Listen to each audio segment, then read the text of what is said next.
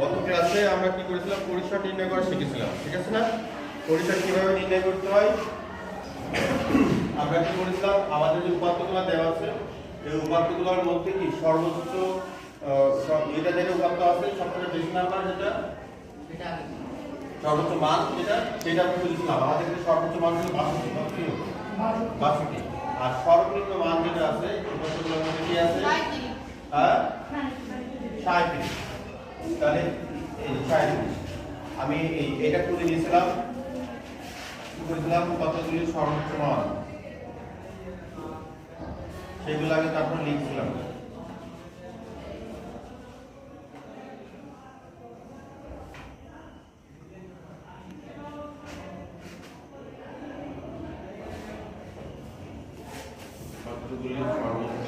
এগুলো আমাদের পড়া আছে কিন্তু এর আগে, হ্যাঁ কতগুলি সর্বোচ্চ মান কত 62 না, আর সর্বনিম্ন মান আমি আজকে একটু আবার রিপিট করে যদি দেখা দিচ্ছি সর্বনিম্ন, তাহলে সর্বনিম্ন মান কত 37। এরপরে কি করেছিলাম আমরা, পরিসর নির্ণয়ের সূত্র আছে একটা, সেই সূত্রটা ব্যবহার করেছিলাম। তাহলে পরিসর নির্ণয়ের সূত্র কি?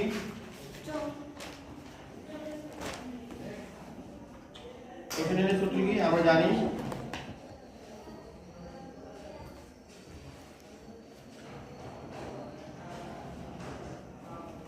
আমরা কি জানি, পরিসর সমান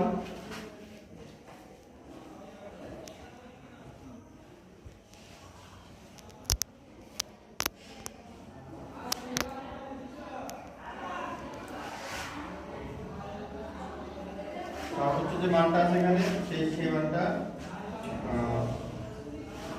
আর সর্বনিম্ন মান,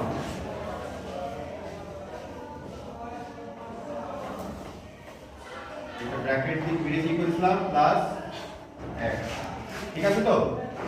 তাহলে আমাদের এখানে সর্বোচ্চ মান হচ্ছে 62 আর সর্বনিম্ন মান হবে কত 37 প্লাস 1। এবার আমি যদি এটা থেকে বের করে দিই কত হচ্ছে, কত হচ্ছে?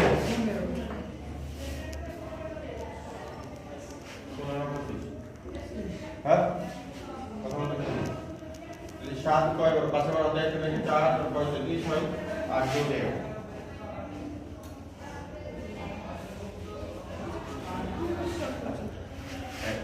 এই পর্যন্ত আমরা কতদিন করেছিলাম, ঠিক আছে? পরিসর নির্ণয় কিভাবে করতে হয়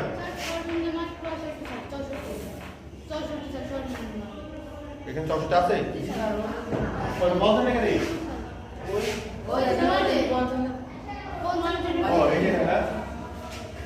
তাহলে এটা তাহলে এটা সহজ করতে হবে, সহজ করতে, হ্যাঁ সহজ করতে কোনো কথা হবে তাহলে এই কথা তো দেখো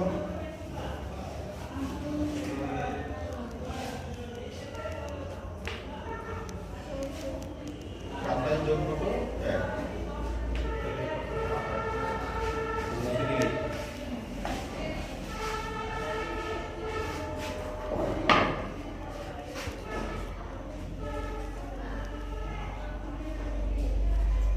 তাহলে উপাত্তগুলোর সর্বোচ্চ মান ছিল আমাদের কত 64 আর সর্বনিম্ন মান হচ্ছে কত 37, ঠিক আছে? তাহলে আমরা এবার পরিসর নির্ণয়ের সূত্র অনুসারে আমরা জানি পরিসর সমান উচ্চ সীমা মাইনাস নিম্ন সীমা যোগ 1, মানে উচ্চ সীমা মানে সর্বোচ্চ মান মাইনাস সর্বনিম্ন মান প্লাস 1, ঠিক আছে? তাহলে আমরা করেছি এটা গঠন করা হয়েছে, এটা নিয়ে আমরা আলোচনা করব না। আমরা আজকে কি করব, আমরা আলোচনায় কিন্তু মূলত এই যে তথ্যগুলো দেওয়া আছে তথ্যগুলো এইগুলোতে টোটাল একটা সব আমি শেষ করব আজকে, ঠিক আছে তো? মানে 4টা ধাপ আমরা যে করব, 4টা ধাপ আমাদের বলেছিলাম তো কি কি করতে হবে আমাদের, পরিসর নির্ণয়, তারপর কি শ্রেণী ব্যাপ্তি নির্ণয়, শ্রেণী সংখ্যা নির্ণয়, তারপর আছে ট্যালিতে যদি গণসংখ্যা বের করা, ঠিক আছে তো? তাহলে আমরা সম্পূর্ণ করব আজকে। তাহলে এটা আমি মুছে দিলাম, এটা যেটা পড়া আছে আমি পরের যে এটা সেটা যাবো আমরা। এরপর কি করব,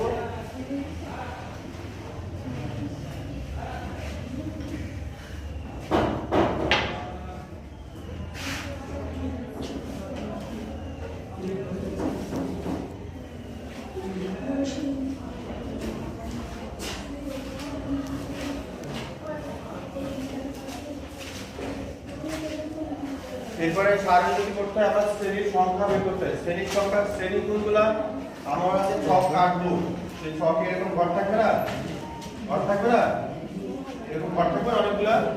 শ্রেণী সংখ্যা হলো এরকম ঘর আমাদের কতগুলো কাটতে হবে এই তথ্যগুলো উপাত্তগুলো দেওয়ার জন্য। হ্যাঁ, তাহলে এখানে ঘর করেছে 1টা 2টা 3টা 4টা 5টা ঘর করেছে না। তাহলে আমার এই উপাত্ত যেগুলো আছে এগুলো যদি আমি একটা এরকম ছকে বসাতে চাই তাহলে আমার কতগুলো ঘর লাগবে এরকম আমি আন্দাজে কাটবো। আমি সেটা আগে বের করে নেব, সেটাকে শ্রেণী সংখ্যা বলা হচ্ছে। কি বলা হচ্ছে? এটা বের করার উপায় হলো কি, আমাদের যে পরিসর নির্ণয় করলাম না, এই টিপটাকে আমরা পরিসর নির্ণয় করলাম, তো এই পরিসরকে শ্রেণী ব্যাপ্তিতে ভাগ দিতে হবে। পরিসরকে কি ভাগ দিতে হবে? শ্রেণী ব্যাপ্তি দিয়ে, শ্রেণী ব্যাপ্তি দিয়ে ভাগ দিতে হবে পরিসরকে। ঠিক আছে, শ্রেণী ব্যাপ্তি কি জিনিস? শ্রেণী ব্যাপ্তি হচ্ছে এটা কোথায় পাবো? শ্রেণী ব্যাপ্তিটা এটা তো কোথাও দেয়া থাকবে না। আমাদের যেটা এখানে এই কোর্সে দেওয়া নেই, এই কোর্সে দেওয়া আছে শ্রেণী ব্যাপ্তি কোথাও দেওয়া নেই। আচ্ছা, এখন যখন শ্রেণী ব্যাপ্তি দেওয়া থাকবে না তখন আমার টেকনিক অবলম্বন করতে হবে। এআই এদিক শোনেন, টেকনিক কি? টেকনিক হলো আমি যে পরিসরটা নির্ণয় করেছি, কত হয়েছে আমাদের পরিসর? 28। কত হয়েছে? আমি দেখে কোন একটা সংখ্যা দিয়ে ভাগ করব যেন ভাগফল 5 এর বেশি হয়। কত হয়? 5 এর বেশি। তাহলে আমাদের কত দিয়ে ভাগ করতে হবে এটা? আমি এটা কত দিয়ে ভাগ করলে 5 এর বেশি হবে ভাগফল? বুঝাতে পারিনি? মানে আমি এখানে এমন একটা সংখ্যা বসাবো যেটা এটা ভাগ করলে 5 থেকে বড় হবে ভাগফল। বুঝলেন? 7 দিয়ে যদি ভাগ করতে 4 হয় তো ভাগফল 5 এর বড় হলো? না, এইটুকু তো বলতে পারলাম না। 9 দিয়ে যদি ভাগ করি তো 3 হয়। কত হবে? আমি যদি এটাকে 2 দিয়ে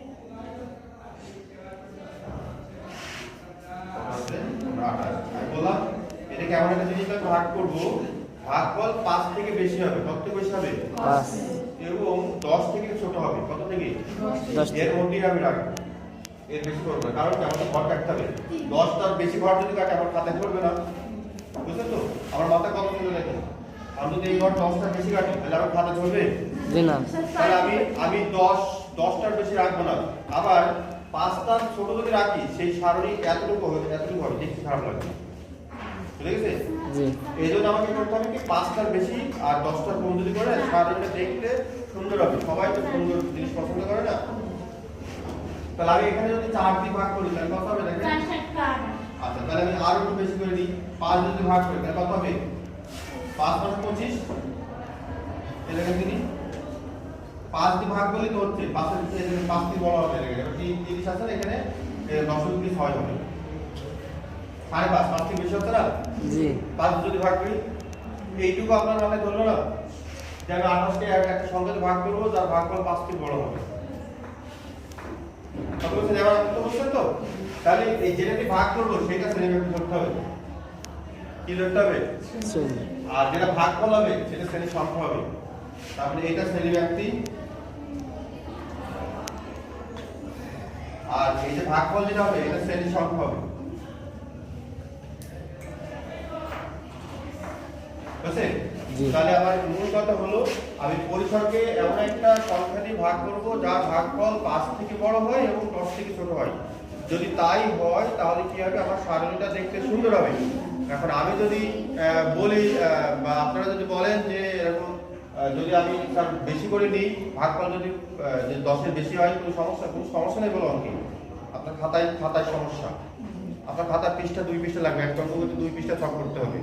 আবার যদি বলেন স্যার যদি আমার ভাগফল 2 বা 3 হয়, 3টা তো মিনিমাম হতেই হবে, 3 হলেও কোনো সমস্যা নেই। আপনার ওটা দেখতে বিশ্রী লাগবে, বেটি লাগবে, কি লাগবে? 3টে এর মধ্যে অতগুলো তথ্য আমি বসাবো, দেখতে খারাপ লাগবে না? তাহলে আবার 5টা থেকে 10টা পর্যন্ত করে দেখতে অনেক সুন্দর হয়। এই জন্য এটা বলা হবে। হ্যাঁ, তাহলে ঠিক আছে, বলে গেছে এটা। তাহলে আমি কি করবো? আমি পরিসরকে এখন 5 দিয়ে ভাগ করবো। কত ভাগ করবো? 5 দিয়ে। তাহলে পাবো, তাহলে আমি সেটা যে ভাগ করছি 5 দিয়ে সেটা আমার লিখে দিতে হবে। কি লিখবো? লিখবো হচ্ছে 5 শ্রেণীব্যাপ্তি নিয়ে যতটি ভাগ করবো সেটা শ্রেণীব্যাপ্তি বলেছি। তাহলে লিখবো কি 5 শ্রেণীব্যাপ্তি। আচ্ছা, শ্রেণীব্যাপ্তিকে শ্রেণী ব্যবধান বলা হয়। কি বলা হয়? এর আরেকটা নাম হচ্ছে শ্রেণী ব্যবধান। ইচ্ছা বলতে পারেন, এটা বলতে পারেন, ওটা বলতে পারেন। হ্যাঁ, তাহলে 5 শ্রেণীব্যাপ্তি নিয়ে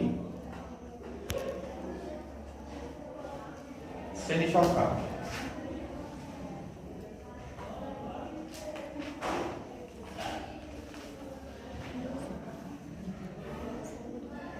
সমান এই সূত্রটা এখন লিখবো। হ্যাঁ, এই সূত্রটা আমি এখানে লিখতে পারবো। সমান পরিসর ভাগ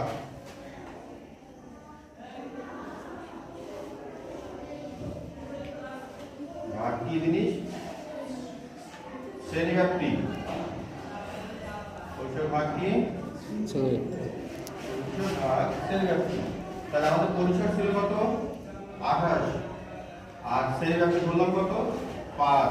তাহলে কত হবে এটা কত হবে 5.6 কত হবে 5.6। এখন এই শ্রেণী সংখ্যা যেহেতু ঘর কি শ্রেণী সংখ্যা মানে কি বললাম ঘর না একটা, তাহলে ঘর এই 10 মিনিট পর 6 মানে একটা ভাঙা অংশ ঘর হয় না, তাহলে ঘরটা সম্পূর্ণ করতে হবে। হ্যাঁ, তো সম্পূর্ণ যদি করতে হয় এরকম মান আমি রাখতে পারবো না। এই যে 5.6 আমি কি করব এই পরের বড় সংখ্যাটা লিখে দেবো। কত লিখবো 5.6 মানে পরের সংখ্যা কত 6 না 5.6 মানে 5.5 বলছি। কত বলছে এটা 5.5। তাহলে পরের সংখ্যা কত 6, সেটা বসাই দিতে হয়েছে। তো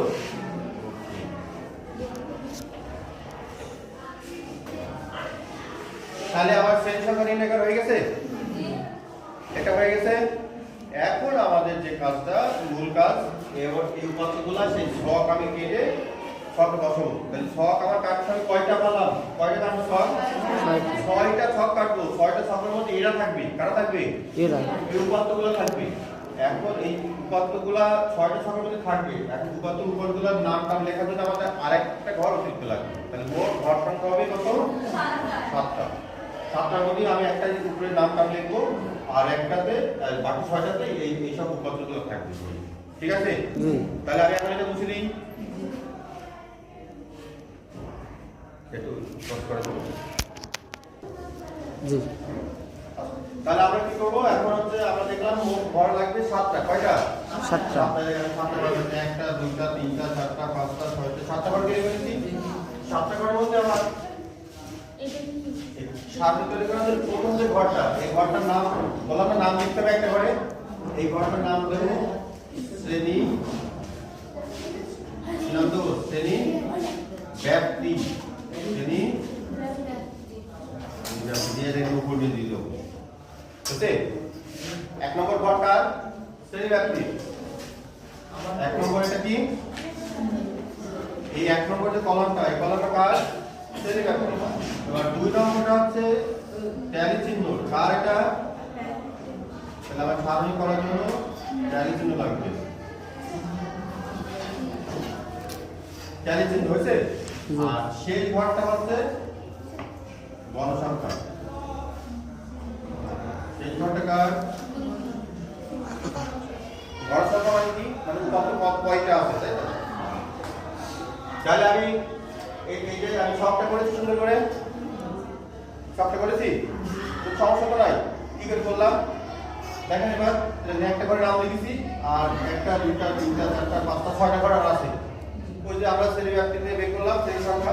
ঠিক আছে, তাহলে এখন আমরা শুরু করতে হবে এই তথ্যগুলো বসানো। কিভাবে বসাবো আমি যখন পরিসর নির্ণয় করেছিলাম ওখানে নিম্ন সীমা কত ছিল,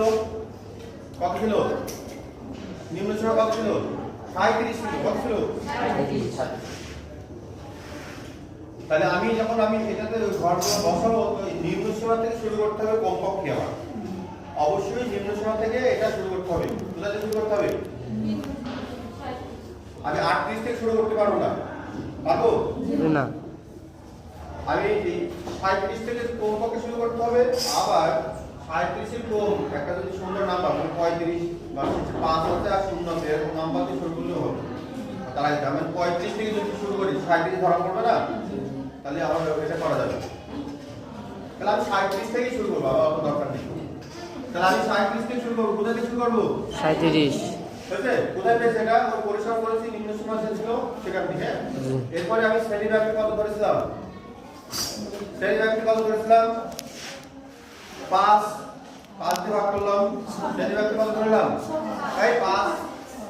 তাহলে আমি যেখান থেকে শুরু করতে হবে 37 থেকে শুরু করতে হবে। 37 থেকে 5 ঘর গুণতে হবে আমার আলো কয়টা 5টা। 37 37 37 38 39 40 41 কত হচ্ছে? তাহলে 37 থেকে যদি 5 ভাগ করি কত হবে? এইটা কিন্তু বসাতে হবে। বুঝছে? এটা বুঝতে পেরেছেন? আর কিছু করতে হবে না। এবার এর নিচে নিচে 5 যোগ করতে করতে চলে যেতে হবে। 41 এর এই নিচে ঘরে 5 যোগ করব কত হবে? 46 এর 5 যোগ করব কত হবে? 51 এর 5 যোগ করব কত হবে? 57 এর 5 যোগ করব কত হবে? 61 এর 5 যোগ করব কত হবে? বসা পেরেছে না? জি এখানে 5 যোগ করতে করতে চলে আসবো। তাহলে 37 তে 5 যোগ করব কত হবে? 5 যোগ করব কত হবে? কত হবে? কত হবে? এবার মাঝখানে এরকম করে একটা আয়তন দিয়ে দেবো। এই দেখুন এটা হয়েছে? করে দিল ঘরটা? করে দিল? এই ঘরটা করে দিল? তাহলে কি করলাম? শুরু করেছিলাম কি নিম্ন সীমা থেকে, মানে ছোট মানটা থেকে পরিষ্কার করার জন্য যখন নিম্ন সীমা করেছিলাম ছোট মানটা শুরু করছি। এরপরে কি শ্রেণী ব্যাপ্তি করেছি, এবং শ্রেণী ব্যাপ্তি ওই যেটা নিম্ন সীমা সেটা সহ করেছি বলো। হ্যাঁ 37 ধরেছি কিন্তু গুণার মধ্যে 37 38 39 40 41 5 শ্রেণী ব্যাপ্তি করেছিলাম। এদিকে এবার আবার ঘর কাটা হয়ে গেছে। বুঝছেন? আচ্ছা তাহলে আমার এইটা যদি হয়ে যায় তাহলে আমার অঙ্ক 80 ভাগ হয়ে গেছে। ঠিক আছে তো? আর বাকিগুলো আমার একটু কষ্ট নেই। কিরকম দেখেন, এখন আমি করবো কি, আমার এরকম করে আমি খাতায় তুলে নিয়েছি কতগুলো পেন্সিল ব্যবহার করবো। পেন্সিল ব্যবহার করে কতগুলো একটা একটা করে কাটবো পেন্সিল দিয়ে, অথবা মানে আপনি বোঝার জন্য অথবা এর উপর ছোট করে একটা টিক মারবো। হ্যাঁ একটা একটা করে এরকম পেন্সিল দিয়ে উপরে ছোট করে টিক মেরেছি। এটা কত কত টিক মেরেছি? 50। এখানে যে ঘরের মধ্যে আছে সেই ঘরে এটা একটা করে ট্যালি দেবো। 50 আছে দেখেন 47 থেকে 51 পর্যন্ত এই ঘরটা কত থেকে কত পর্যন্ত? এই ঘরটা মানে কি দেখেন, এই ঘরটা এর মধ্যে আছে 47 আছে 48 আছে 49 আছে 50 আছে আর 51 আছে। এই ঘরটার মধ্যে এই সংখ্যাগুলো আছে, বুঝছেন তো? তাহলে দেখেন 50 এই ঘরটার মধ্যে আছে না, এখানে 50 আছে। তাহলে এই ঘর শুধু এর ট্যালি দিতে হবে। ওকে বুঝতে পেরেছি? জি তারপরে কত? 40 এর টিক মারলাম।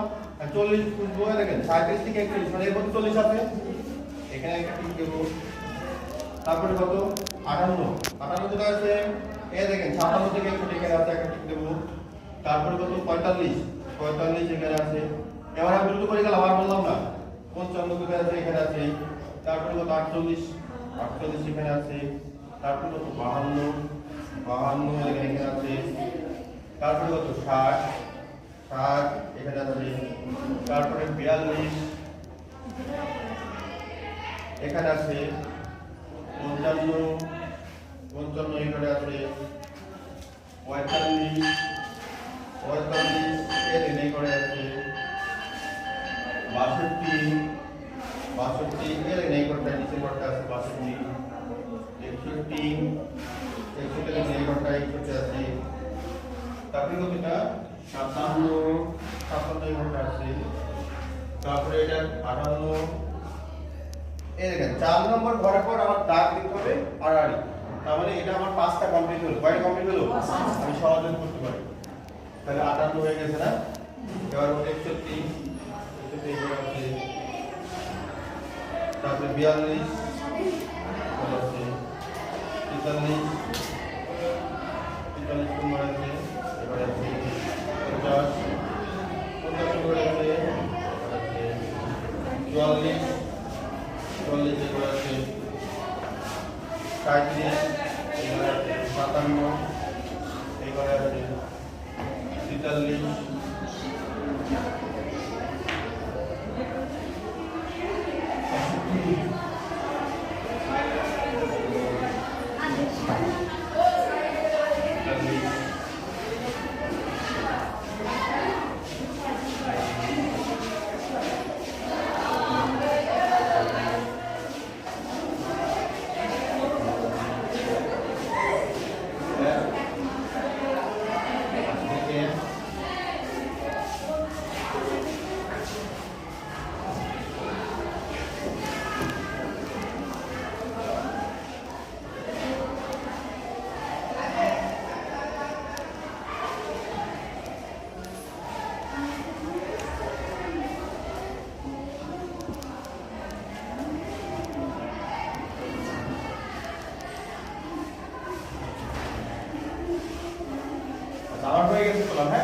তাহলে এখন আমি কি করবো, এই যে এখানে কয়টা আছে, পাঁচটা।